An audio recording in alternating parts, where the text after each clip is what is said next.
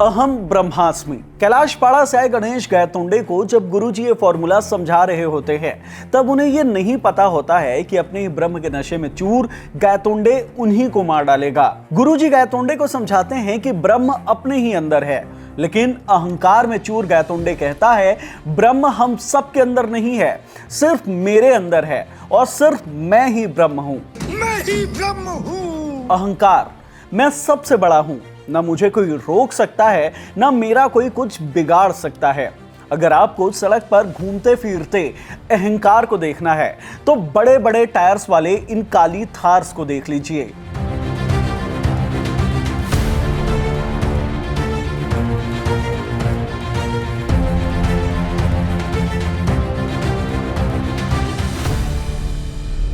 क्यों थार चलाने वाले इतने गुस्से में होते हैं? क्यों सड़क पर चलती थार को देखकर ऐसा लगता है मानो वो दूसरी गाड़ियों को बुली कर रहे हो?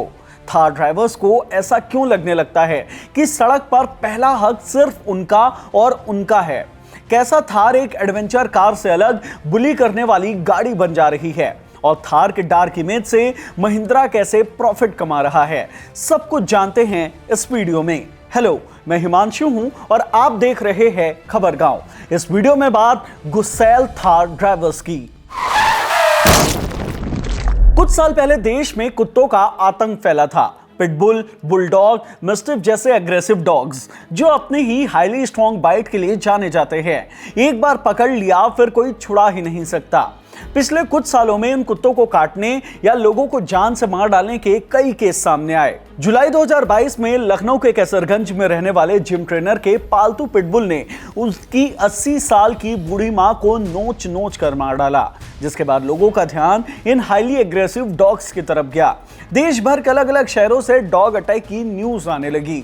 बच्चों, पड़ोसियों, गायों पर अटैक के वीडियो सामने आने लगे। तो क्या इन डॉग ओनर्स को ये नहीं पता था कि उन्होंने जो कुत्ते पाले हैं वो इतने अग्रेसिव हो सकते हैं? सच कहें तो ज्यादातर लोगों को पहले से ही पता था और उन लोगों ने इन कुत्तों को पाला ही इसीलिए था ताकि वो लोगों के बीच अपना रोला जमा सके, अपने आप को मैस्कुलर दिखा सकें। पिटबुल जैसे कुत्तों का आतंक बढ़ा तो केंद्र सरकार ने राज्यों से 23 हाईली एग्रेसिव ब्रीड को बैन करने की सिफारिश कर दी।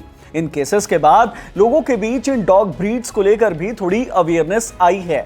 लेकिन ये बड़े बड़े चक्के और काले शीशे वाले थार ओनर्स का क्या होगा? थार अब खुद को मैस्कुलर दिखाने और दूसरों पर रौब जमाने का टूल बन गया है।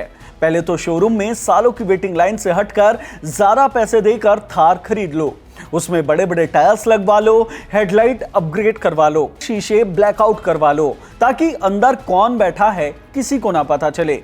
आगे पीछे ऊपर नीचे चारों तरफ और लाइटें लगवा लो, फिर सड़क पर मनमर्जी करना शुरू कर दो। बड़े इंजन का फायदा उठाकर लापरवाह तरीके से ओवरटेक करना, छोटी गाड़ियों को बुली करना, हाई बीम मार मार के लोगों को परेशान करना। अगर सामने चल रही गाड़ी साइड देने में थोड़ी भी देरी करे तो पहले उस पर गाड़ी चढ़ाने की कोशिश करो और फिर ठोकते पीटते रगड़ते आगे निकल जाओ, जैसे सड़क पर सिर्फ उनका राज है। लेकिन ब्लैक थार ड्राइवर्स ऐसा करते क्यों हैं? कुछ भी कर जाने वाला कॉन्फिडेंस इनके अंदर आता कहां से है? क्यों किसी के ऊपर भी गाड़ी चढ़ा देने से ये लोग हिचकते नहीं है? इसके पीछे एक बेसिक मेंटेलिटी है थार की ताकत। सबसे पहले आप नोएडा सेक्टर 16 का ये वीडियो देख लो। पहले रॉन्ग साइड में थार घुसाई, फिर सामने खड़ी वैगनार को रगड़ते हुए साइड से आ रहे डिलीवरी एजेंट की गाड़ी को कुचल दिया, फिर आगे खड़ी स्कूटी और बाइक के ऊपर गाड़ी चढ़ा दी, फिर सामने से आ रही एक और स्कूटी को भी रौंद डाला और फिर आराम से तेजी से वहां चलाते हुए निकल गया। इससे क्या समझ में आता है? पहला तो ये कि थार का स्टीयरिंग पकड़े इस ड्राइवर को यकीन है कि वो सीट पर बैठकर कुछ भी कर सकता है। 6 गाड़ियों को मेजर नुकसान पहुंचाने के बावजूद थार को कुछ भी नहीं हुआ। जितने भी टक्कर उसने मारे वो सभी तो उसके चक्के तक ही सिमट के रह गए या फिर चक्कों के ऊपर लगे हार्ड ब्लैक वाली स्कर्टिंग तक। यानी कि इतना विध्वंस मचाने के बावजूद थार को तो कुछ भी नहीं हुआ। थार की यही ताकत थार ड्राइवर्स को यह भरोसा देती है कि वो सड़क पर कुछ भी कर सकते हैं, कोई भी गाड़ी उनके आगे टिक नहीं सकती और इसलिए सड़क पर उनका सबसे पहला हक होता है। और अगर ये हक उन्हें नहीं मिलता तो फिर वो उल्टी सीधी हरकतें करने लगते हैं। सीधा सीधा फंडा है, ब्लैक थार यानी भौकाल। जो ब्लैक थार चला रहा है उनका भौकाल है भाई। ये और बात है कि कई लोगों को ये टुच्चाई भी लगती है, लेकिन अभी के लिए भौकाल मान लेते हैं। तो सीन ये है कि भौकाल का भूखा आदमी सेल्स टारगेट पूरा करना चाह रहे सेल्समैन के लिए बढ़िया खुराक होता है। थार सिर्फ सड़क पर ही टेढ़ी मेढ़ी नहीं चलती, खेल शोरूम से ही शुरू हो जाता है।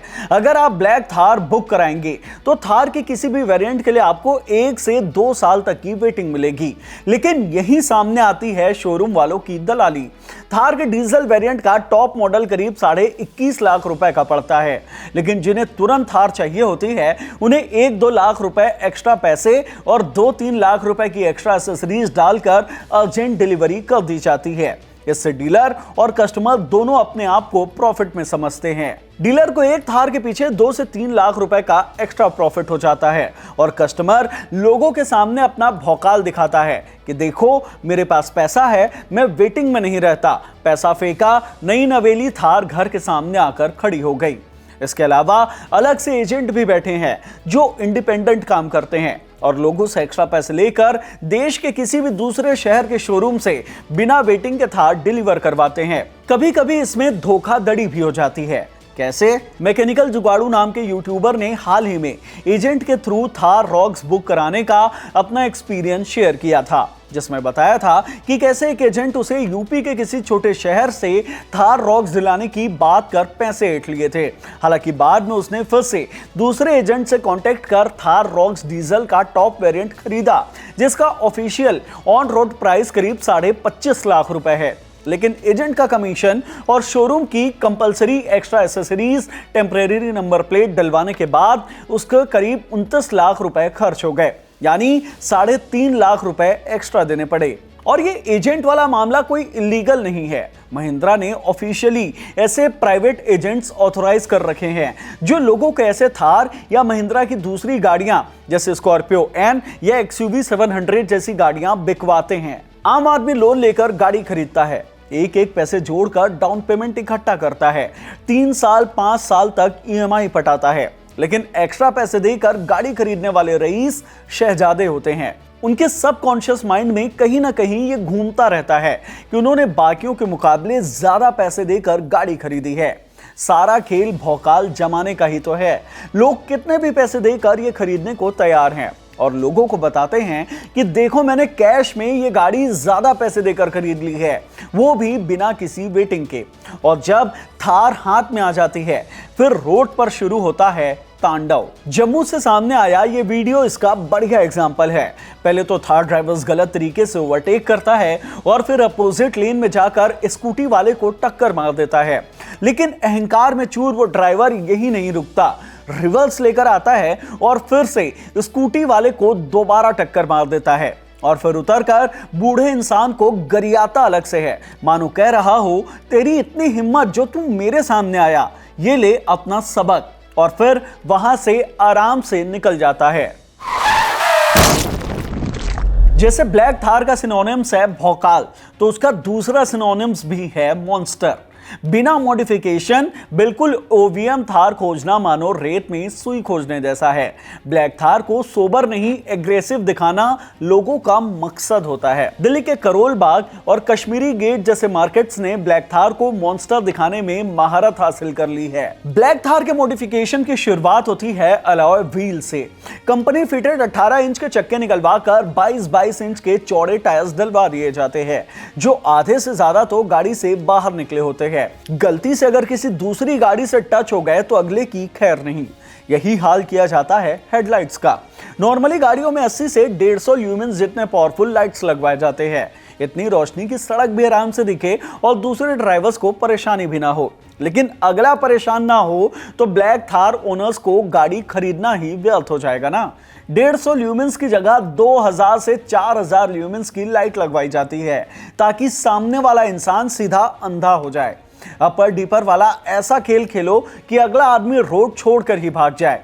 कहीं ठुका पिटा जाए, अगर इतनी लाइट भी कम पड़ रही हो तो अलग से roof light, hammer light, police light, strip light सब कुछ और लगवा डालो ताकि अगला कुछ बोलने की हिम्मत ही ना कर सके। लेकिन सिर्फ अलॉयज या हेडलाइट बदलने को मॉडिफिकेशन थोड़ी ना बोलेंगे। रूफ लाइट बदल डालो, बम्पर बदल डालो, सारे शीशे ब्लैकआउट करवा डालो ताकि अंदर बैठा इंसान कौन है, अंदर बैठ के क्या उत्पात मचा रहा है ये पता ही ना चले। यहां तक कि सायरन भी लगाकर लोग घूमते फिरते हैं। इन सभी एसेसरीज का सीधा सीधा मकसद खुद को दूसरों से बड़ा दिखाने की कोशिश है। लोगों को यह बताना कि मेरी गाड़ी सबसे बड़ी है, सबसे पावरफुल है, इसलिए सड़क पर सबसे पहला हक मेरा है, बाकी दूसरी गाड़ियां पीछे हट जाओ, सामने से भाग जाओ, और अगर गलती से ओवरटेक करने की कोशिश भी कर दी तो बेटा फिर खैर नहीं।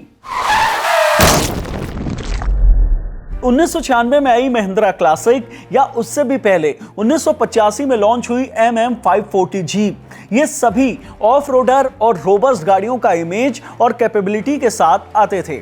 चाहे इंजन तक पहुंचने वाला पानी हो, कीचड़ से भरे रास्ते हो या फिर लद्दाख जैसा टेरेन, महिंद्रा की ये गाड़ियां कुछ भी करने के लिए कैपेबल थीं। फिर साल 2010 में लॉन्च हुआ थार का फर्स्ट जनरेशन। लोगों को अच्छी खासी पसंद आई, लेकिन धीरे धीरे सेल्स कम होने लगी। महिंद्रा के पास ही स्कॉर्पियो और बोलेरो जैसी गाड़ियां थी जो बड़े इंजन और अच्छे ग्राउंड क्लियरेंस के साथ आती थी। लग्जरी वाइज भी ये गाड़ियां थार से काफी अच्छी थी उस वक्त। ऐसे में साल 2020 में महिंद्रा ने थार को नए भौकाली अवतार के साथ लॉन्च किया। गाड़ी की ब्रांडिंग ही ऐसे की गई कि ये गाड़ी सिर्फ असली रफ एंड टफ मर्द चलाते हैं। मैस्कुलर लोगों की मैस्कुलर गाड़ी कहीं भी जा सकती है, कुछ भी कर सकती है। और अब थार खरीदने वाले ड्राइवर्स भी इसे यही सोचकर खरीदते हैं, यही सोचकर चलाते हैं। वायरल वीडियो में भी यही दिखता है, बस एक्सेलरेटर दबाओ और सामने जो कुछ भी है वो सब कुछ तोड़ फोड़ कर आगे निकल जाओ।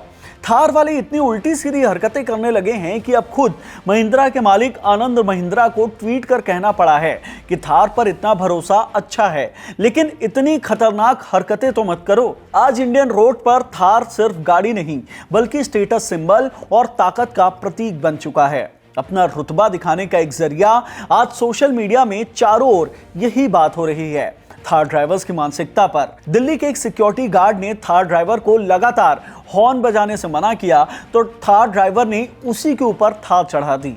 चलिए अब थोड़ा थार ड्राइवर्स के मेंटेलिटी पर भी बात कर लेते हैं। थार की डिजाइन और मार्केटिंग इसको एक पावरफुल और डोमिनेटिंग व्हीकल बनाती है। Heavy duty size, high ground clearance के चलते इस पर बैठा आदमी खुद को बॉस समझने लगता है और इंडिया की सड़कों पर सबसे ज्यादा चलने वाली हैचबैक गाड़ियों उसे अपने सामने चींटी की तरह बच्चे दिखाई देते हैं। बॉस वाले माइंडसेट के साथ वो रैश ड्राइविंग करता है, दूसरे ड्राइवर्स को डोमिनेट करने की कोशिश करता है, उन्हें बुली करता है। थार का टारगेट ऑडियंस ही यूथ है जिनको हमेशा एडवेंचर चाहिए, लेकिन उनका जोश कभी कभी सड़क पर तेज रफ्तार, रैश ड्राइविंग, ओवरटेकिंग और दूसरे को डराने जैसी हरकतों में बदल जाती है। गणेश गायतोंडे वाला अहम ब्रह्मास्मि का घमंड लेकर वो सड़कों पर निकलते हैं और थार को किसी व्हीकल की तरह नहीं बल्कि एक वेपन की तरह यूज करने लगते हैं। तो क्या थार के इस तरह के नेगेटिव इमेज से महिंद्रा को नुकसान हुआ है? जवाब है नहीं, अ बिग नो। थार की सेल लगातार बढ़ती ही जा रही है। वेटिंग महीने से बढ़कर 1 साल और अब 2-2 साल तक पहुंच चुकी है। थार महिंद्रा के लिए इतना सक्सेसफुल प्रोडक्ट है जिसने महिंद्रा की पूरी ब्रांड इमेज ही बदल कर रख दी है। महिंद्रा ने बदलते व्हीकल मार्केट का बहुत ही स्मार्टली यूज किया है। सेडान का क्रेज जा रहा था, लोगों की नजरें एसयूवी पर टिक रही थी। महिंद्रा ने थार लॉन्च किया तो उसे अच्छा खासा प्रॉफिट देखने को मिला। फिर क्या था, बड़ी बड़ी गाड़ियां लॉन्च किए जाने लगे। XUV 500 के XUV 700 लॉन्च किया गया। अच्छी खासी चल रही स्कॉर्पियो को और जाइंट बना दिया गया। नाम रखा गया स्कॉर्पियो N। महिंद्रा की जो सबसे एंट्री लेवल की गाड़ी थी XUV 300, उसे भी अपग्रेड कर XUV 3XO बना दिया गया। यानी लोगों को जो चाहिए वो दो, और तो और गाड़ियों की वेटिंग दिखाकर और ज्यादा पैसे भी कमाओ। महिंद्रा का वेटिंग से पैसे कमाने वाला बिजनेस कैसे काम करता है वो कभी और बात करेंगे। अभी बात थार की ही रखते हैं। अगर ओवरऑल बात किया जाए तो थार एक शानदार व्हीकल है, हाईली कैपेबल। अब तो काफी ज्यादा लग्जरी फीचर्स के साथ भी आती है। सेफ्टी भी जबरदस्त है। बड़ा इंजन है जो काफी ज्यादा पावरफुल है। अगर 4x4 वेरिएंट ले लो तो फिर कहीं भी पहुंच सकते हो। बहुत से ऐसे थार लवर्स हैं जो काफी मेहनत से पैसे जुटाकर इन गाड़ियों को खरीदते हैं और फिर काफी शालीनता के साथ इसे इस्तेमाल करते हैं। कुछ की तो फैमिली कार तक थार ही है, लेकिन कुछ बददिमाग थार ड्राइवर्स ने इस गाड़ी को बदनाम कर दिया है। इसके ब्रांड इमेज को इससे नुकसान हुआ है या फायदा, ये तो बताना मुश्किल है, क्योंकि थार की रैश ड्राइविंग के केस भी बढ़ते जा रहे हैं और थार की बुकिंग्स भी। लेकिन एक चीज जो जरूरी है वो ये कि थार खरीदने वालों को ना बेसिक ड्राइविंग की अलग से ट्रेनिंग देनी चाहिए। कैसे अपना टेम्पर नहीं खोना है, अपने से छोटी गाड़ियों को खिलौना नहीं समझना है, क्योंकि उनके अंदर भी इंसान बैठे हुए हैं जिनकी जान कीमती है। इसलिए थार खरीदने वालों को कम से कम एक बेसिक साइकोलॉजिकल ट्रेनिंग की जरूरत है। अगर महिंद्रा नहीं कर रहा तो सरकार भी एक्शन ले। हर साल हर थार ओनर को एक बार साइको ट्रेनिंग के लिए बुलाया जाए और उनका माइंडसेट चेक किया जाए, क्योंकि भाई सड़क पर अब थार ड्राइवर से डर लगने लगा है। हमारी गाड़ी उनसे छू जाएगी तो उन्हें तो छोटा सा स्क्रैच तक नहीं आएगा, लेकिन अगर थार हमारी हैचबैक से छू गई तो हमें तो इंश्योरेंस क्लेम करना पड़ जाएगा, जान भी जा सकती है। इसलिए थार वालों थोड़ा संभल कर, हमारी भी जिंदगी कीमती है। हाँ, तुम ज्यादा पावरफुल हो, तुम्हारी गाड़ी बड़ी है, हम मानते हैं, लेकिन भैया प्लीज। थार ड्राइवर्स पर आपकी क्या राय है, कमेंट बॉक्स में हमें जरूर बताएं। आने वाले दिनों में हम आपके लिए ऑटो इंडस्ट्री से जुड़े ऐसे और वीडियोस लेकर आएंगे, जिन्हें देखने के लिए आप हमारे चैनल खबरगांव को सब्सक्राइब कर लें। ये वाली वीडियो पसंद आई हो तो इसे लाइक करें, शेयर करें। धन्यवाद।